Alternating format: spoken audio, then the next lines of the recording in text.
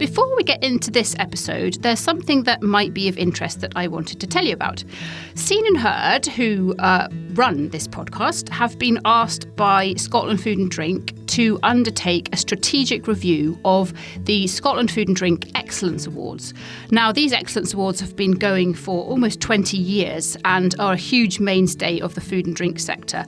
But it's time to ensure that they're still relevant. So if you have ever been involved in the Scotland Food and Drink Excellence Awards, or even if you've ever had an opinion about them, we would love for you, please, to complete our survey.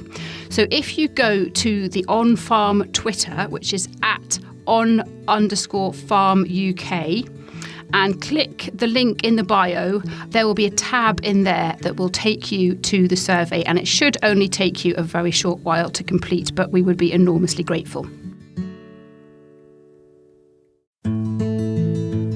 Hi, it's Monty here for this episode of OnFARM, the Food, Agriculture and Rural Matters podcast.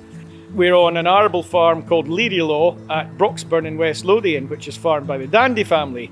And we're here as guests of SAYFC, the Scottish Association of Young Farmers Clubs, and specifically their Agri Affairs Committee, because it's their annual conference weekend.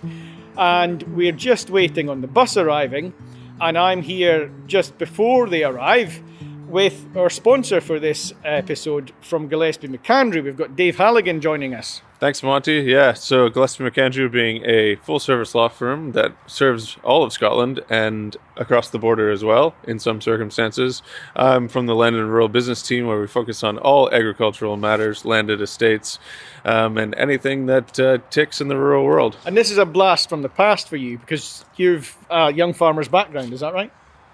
To some extent, Monty, as you can tell from my voice, I'm not Scottish myself. I'm from Canada, where I was a former member of the Junior Farmers Association of Ontario for Prince Edward County. So hopefully we have some listeners from the county today. I want to cut you short there, because we've got to go, because here's the bus coming. So let's go and meet some of these young farmers. Just yourself, is it actually? At the moment, yeah, that's all right. All right. Crawford. Sorry, I'm Monty. What? Oh, Monty, nice to so we're doing the podcast. Yes, aye, right up. Yeah, Me as well. Yes, how are you? So that's great. That's the coach arrived, and I think there's something like 26 young farmers or whatever, and we've got David Dandy, the host farmer, who's going to be taking them round. Morning, David. How you doing? Not bad yourself. Yeah, good. Are you ready for this onslaught? I think so. Hopefully, anyway. Time will tell. Good. So what are we doing? We're just having a look around the farm? Yeah, look around the farm. I'll give a kind of introduction after, but we're mainly an arable unit and we've got beef cattle as well. So yeah, just have a walk around and hopefully plenty of questions asked, and we'll see how it goes. Cool. Good. We're just head over to that shed with the start on that one. I'm Crawford McLaren. I'm the East Agri and Rural Affairs Chairman for SAYFC. We're here this weekend at the Agri and Rural Affairs Conference, which happens every year. So this year we're in Edinburgh. So we're on various farm tours and forestry tours this morning. There's a beef visit down in Galashiels, and we're here at the arable visit at Learielaw Farm by the Dandy family, with permission of the Dandy family. So the rest of the conference is various panel sessions and breakout sessions into looking at different aspects of farming, rural activity, and different diversifications in the business. And last night there was a panel session at Craigie's Farm Shop with a night out afterwards in Edinburgh. And later on this evening there's an awards due in association with the rest of SAYFC, first of its kind for us, for rewarding anybody that's put extra work into young farmers for their club or for a district, or the unsung heroes of young farmers, giving them a bit of recognition. So that's what the Agri Affairs weekend is all about this year, and hopefully everybody enjoys it and takes away lots from it, and adds new ideas and operations to their own businesses at home. This trip specifically that we're on is any of these visits, you want to see what somebody else is doing compared to what you're doing at home. Are we doing the correct thing? Can we do something slightly differently? It's really just an ideas taking opportunity. It's actually what most of this whole weekend every year is about, is bringing ideas, seeing other people's ideas, sharing them with everybody else, and just chatting about the industry and where it's going to go in the future and what you're doing now.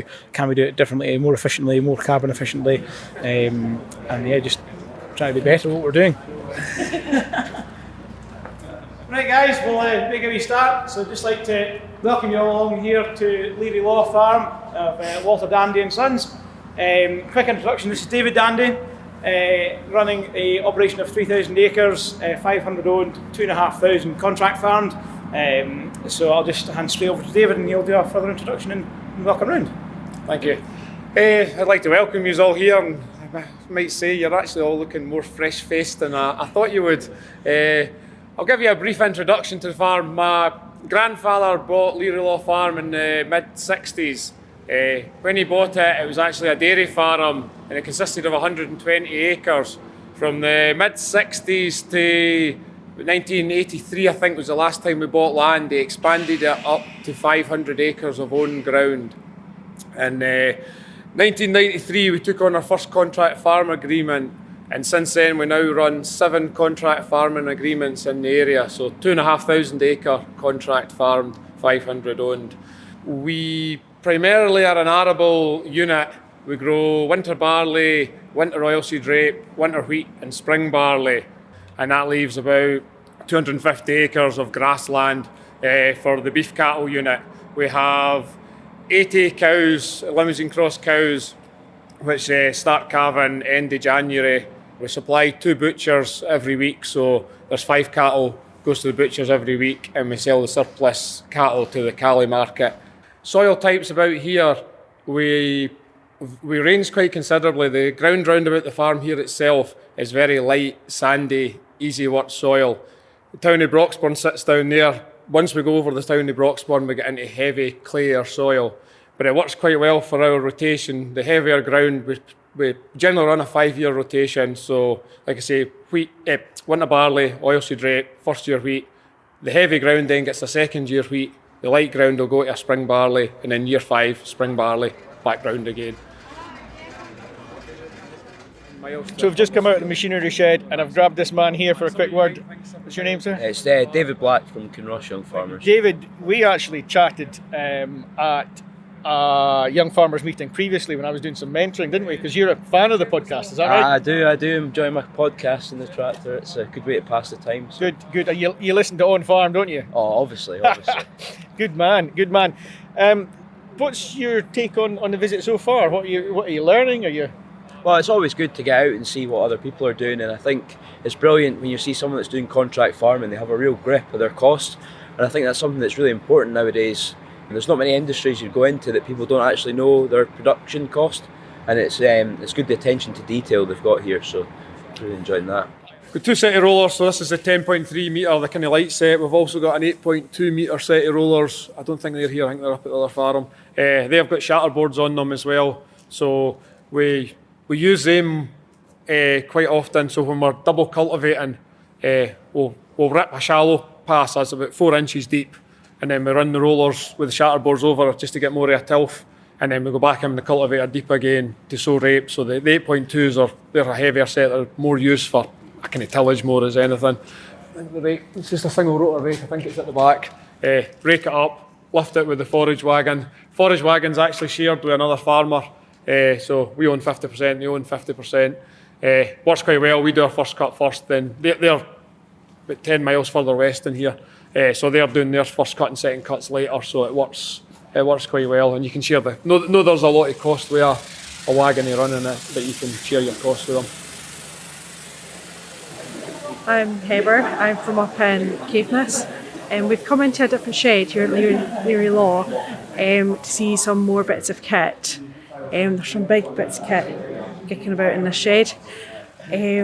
So I came on this visit just to kind of see a different part of the country. Obviously we've not got a lot of arable up in Caithness, or it's all kind of small kind of areas, so it's good to see a bigger farm and see a kind of different setup to what we have up north. Being part of Young Farmers means you get to meet folk from all over the country, from like all walks of life.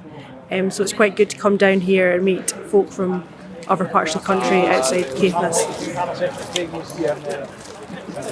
Just looking round here. What are we? Are we half a mile away from Broxburn? And that's new houses there. How under threat do you feel?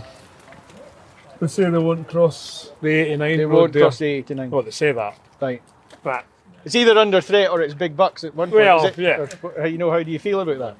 Well, if they ever come, I think they'll need to take the whole place because they'll need to relocate the farm if they ever, come. But I don't know if they will.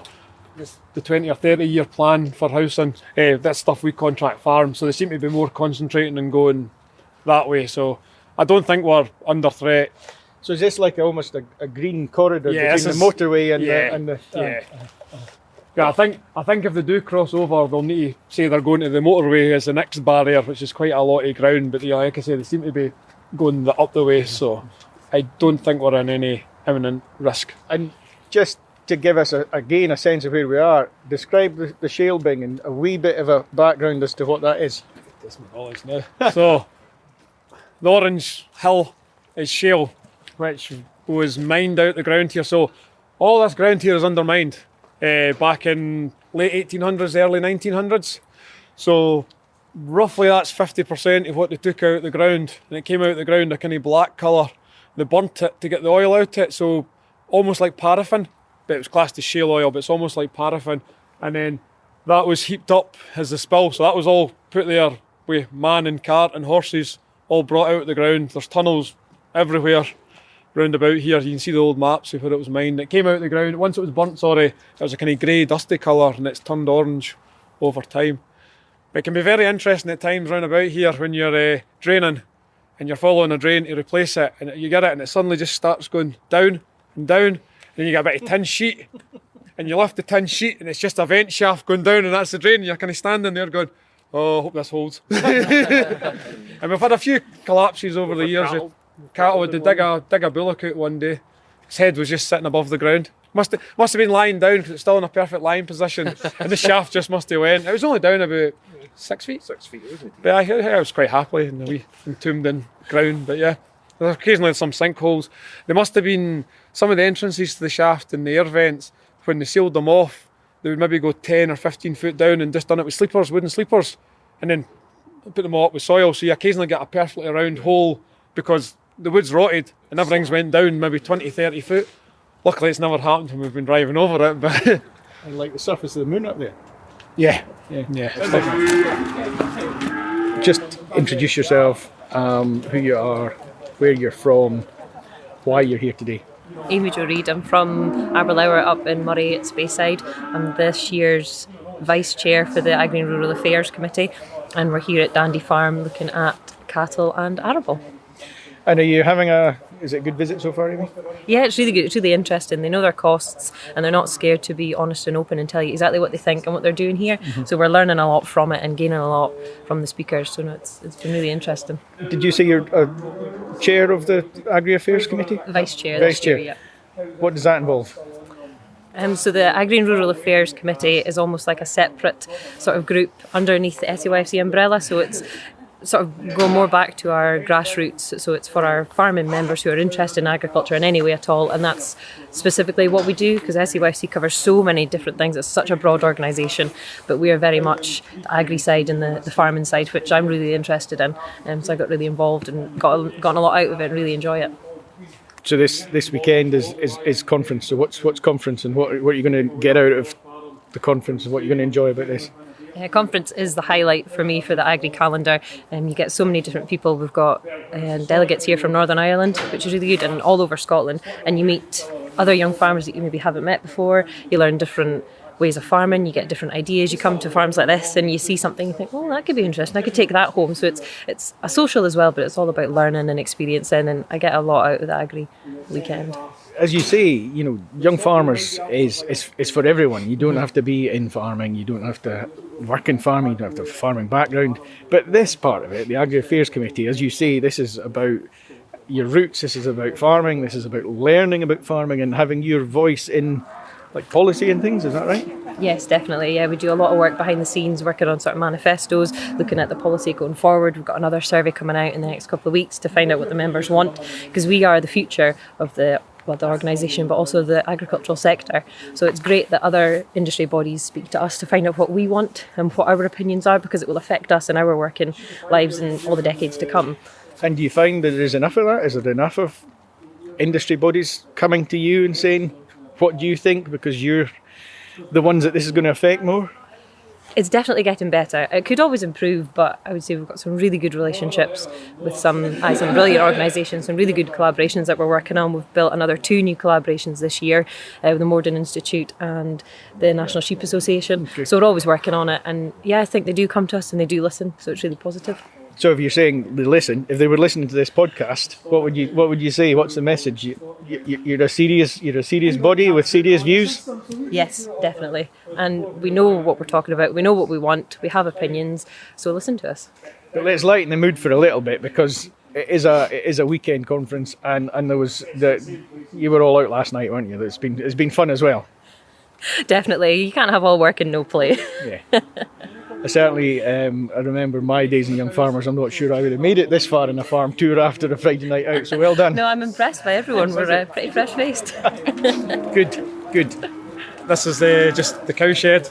It was purpose-built for calving the cows in. Nice airy shed for the calves. It's got cameras and everything up on the roof, just so we can check it remotely.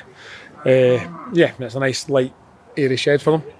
It's been quite interesting so far, hasn't it? We're seeing a really good large scale operation here, and we've got I think I did introduce him earlier, but just again we've got Dave Halligan from Gillespie Macandrew who are sponsoring this episode. But Dave's got an interesting background too, because from Canada, and he was a young farmer out there. Dave, what are you making of this from a Canadian ex-young farmer's point of view?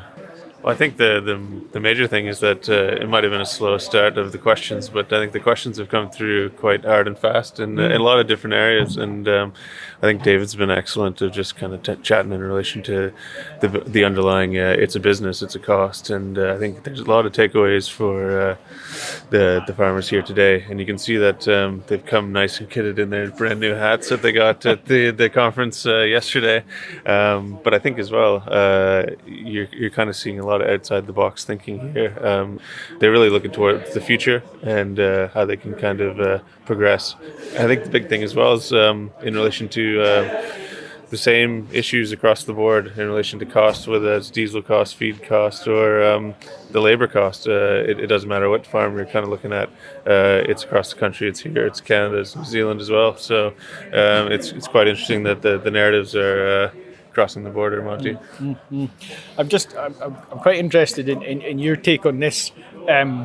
Basically, from a young farmer's perspective, was this the kind of thing that you would have done in Canada? These sorts of agri-affairs conferences, we're hearing Agri-affairs is really them getting back to the roots. This is them celebrating their farming side of things and learning and preparing people to be the next generation of farmers, as opposed to the wider thing of young farmers now, which is the social and what have you, and people from any background are involved. I mean, did you have this kind of thing in Canada? What's your...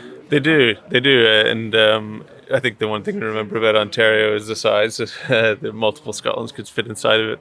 And I was kind of mentioning to one of the farmers earlier that we have the ability to have different things grown in different parts of the province.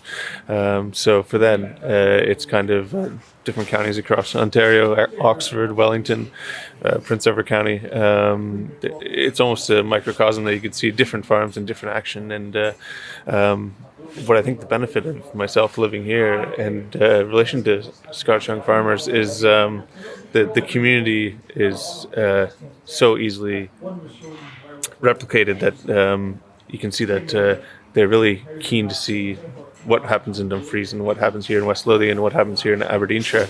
That when they do come together, though it is much easier geographically, they can still create those connections, whether it's in their own community or whether it's as a whole. And I think they've done a fantastic job just hosting events like this, that they're taking the ability of geography to the next level. So from Gillespie Macandrew point of view, you're happy to be involved in this, and it's we're delighted you're on board for the podcast. You're happy then? 100%. I think from our perspective as well, that in relation to what we were speaking about earlier about farming being a business, that we want to be there hand in hand, and we have a lot of fantastic questions this morning that you can see that the future of Scottish agriculture needs very smart minds like that have come out today.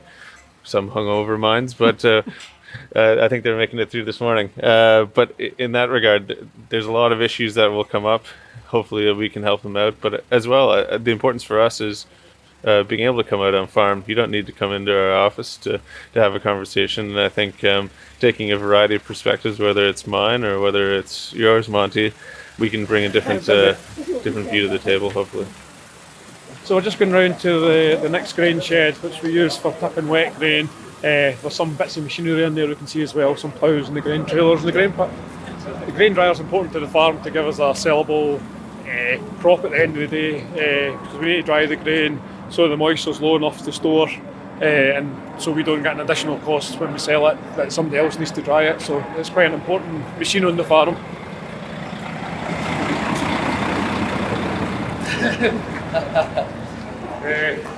So this is the shed we kind of use for tipping wet grain, and it's also kind of used as an extension to the workshop. The stone wall there, that's the only original shed left on the farm, which is the workshop, which is actually, to be all honestly, not fit for purpose anymore because we can't actually get a tractor in it because the door's too low. So we kind of use this as the extension now.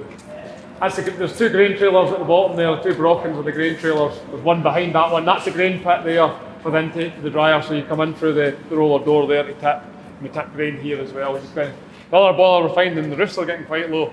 They never thought when they built these sheds in the 60s that things were going to get bigger. So you've got to watch when you tip in here. But we use this for tipping some wet grain and the rest gets tipped outside. Yeah, that's really all we are in here. And I think that's really the last shed. The workshop's next door. There's a couple of other sheds across there if you want to look, but one's fully seed barley and the other one's got some wheat in it if you want to see some of the wheat in the ground. Well, I think that kind of just about wraps up the meeting today. I'd just like to hand over to Ben Clement for a wee vote of thanks. Yeah, on behalf of Agri and Rural Affairs, I'd like to thank you guys for having us today. It's fantastic to come to places where people are so honest and open and willing to tell us everything, because that's what we're here for. We're here to learn, and I hope everybody agrees. We'll all go away taking something from today, and it's fantastic. And also a thank you to OnFARM for the podcast for coming, and today as well, just to hear what goes on at Agri Affairs Conference. So yeah, on behalf of Agri and Rural Affairs, I'd like to join in the usual manner and say thanks to the Dandy family for having us. Good visit, Crawford. Yep, thoroughly enjoyed the visit here this morning. The Dandies are obviously quite an efficient operation, so it's nice to try and learn from what they're doing correctly and so we can change. What have you learned? That keeping a lid on your costs isn't everything. It's just keeping an eye on the whole job. Every little detail is important, from the simple things, keeping your limes correct, keeping the cattle correct, just simple things are what makes the difference. It's what we're taking away from today, I think, really. David, what have you learned today? I have to echo Crawford there as well. I think definitely keeping an eye on your costs and your attention to details, everything. When you're at that scale, the little things make a big difference. Have a good rest of the conference, and maybe don't get quite as drunk tonight as you did last night, boys. Nah, we'll try our best. Never easy though. No, thank you very much for having us. Yeah, for coming perfect. in. Thanks for that. Thank you. There's actually been a lot of Daves and Davids in this episode, but we're going to have a last word with the host farmer, David Dandy. David, have you enjoyed having the young farmers today? I have, it's been good. It has been. I always feel with these visits, when they start asking questions, I learn or get as much out of it as what they do, so it's been quite enjoyable. It's interesting. I mean, I was just thinking back to my time of young farmers, which is 20, 25 years ago, and I think I could have come here then, and you know, it would have been a kind of similar setup in terms of you're doing the kind of what you'd almost say more traditional way of things with ploughing and power harrowing and things, but really interesting to see you believe that's still the way and you're making that work for you. Yeah, I do. No, it's a system. I've seen neighbours try direct drilling, film and tilling, and they get away with it for a few years, and I can see the weed problems. You see their yields drop, and yeah, it maybe works if you're thinking, well, I'm not spending as much on it, maybe not getting as much out, but I just see it as a slippery slope, whereas we're trying to maintain our yields. It's maybe a slightly dearer establishment method, but we're getting the yield there at the end. And at the end of the day, I still think yield is king. That's what pays the bill. So it's a system that's working. It's been really interesting for us. Hope it's really interesting for the listeners. I think the young farmers are away on the bus thinking what an interesting morning, and I hope they have a good rest of the conference. Yeah, I think they will. Yeah, it's interesting. Young farmers. Some of them will be going home to their own farms. Some of them will be going into careers in the industry. Some of them might go out with the industry. Some of them might end up working for businesses like yours. We're in safe hands with people like that. They seem to be. Yeah, no, definitely. They seem to be pretty well clued up. They're all asking quite good, interesting questions. So yeah, they've got a very good knowledge there of a working farm, and that will stand them in good stead, going forward to the future. But it does come down to, maybe even not so much just young farmers, as it were, but it does come down to the fact that as an industry, I suppose with a lot of industries, a lot of sectors, we're going to run out of people to be the staff, be the managers, be the people that take the businesses forward in the future. Yes, no, we definitely are. I think I touched on that earlier. For us, for getting seasonal workers, it's definitely getting harder to get that group of people that want to come and do the hours that's associated with farming. So yeah, going forward, I think it will be harder. There's a lot more sectors that look more enticing for less hours, more pay. I've always kind of thought farming, it's not really a job. You have to look at it. It is definitely a lifestyle. You've got to. You love it. I love it. You love it. Yeah, you love it, and you live it. Yeah. And I think again from this visit, that's clear to see. So well done, and thanks for having us here, and thank you. No problem. Kind of on behalf of the young farmers, thank you for having them. No problem. And my final word, Dave Halligan. We've lots of Daves, as I say, but Dave Halligan from Gillespie Macandrew. You've had a good morning. Yeah, we had an excellent morning, and I think to bring a bit of Canada this morning, we've had quite the chill to the bone, so I think the young farmers are happy to get back on the bus. But hopefully their heads full with a lot of great ideas of what they learned today. And I think there's a few things to take away to take to their own farms. And as David Dandy highlighted as well, hopefully the industry's in good hands, and we can see that today. And as highlighted on the podcast before, you're not in it for the gold watch, you're in it for the lifestyle, and I think we got a lot of people on that route today. Cool, good. It's been great to have you with us, Dave, because this OnFARM podcast, it can't happen without sponsors. And if you're out there and you want to be involved, get in touch. We'd always love to hear from you if you want to sponsor. Sometimes we have a representative from the sponsor with us on the farm, sometimes they don't. But today it's been brilliant that Dave Halligan has joined us, and it's made it a really interesting chat for me as well, hearing all about his days in the Canadian equivalent of Young Farmers. Thank you very much. Hope you enjoy this episode of OnFARM. If you do, please like, please share. Please tell others about it, and a particular shout out to the SAYFC members who are listening. If it's their first time listening, hopefully you'll stick with us. We're all about food, agriculture and rural matters, and we put out a new episode every Monday. So enjoy, and we've got a big back catalogue that you can step back into as well. Thank you.